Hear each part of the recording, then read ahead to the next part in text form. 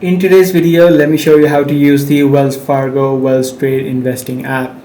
So if you're trying to invest using the WellsTrade Investing platform built in within Wells Fargo, in this video, let me show you how it is done. So you'll need to first of all download the Wells Fargo application onto your device.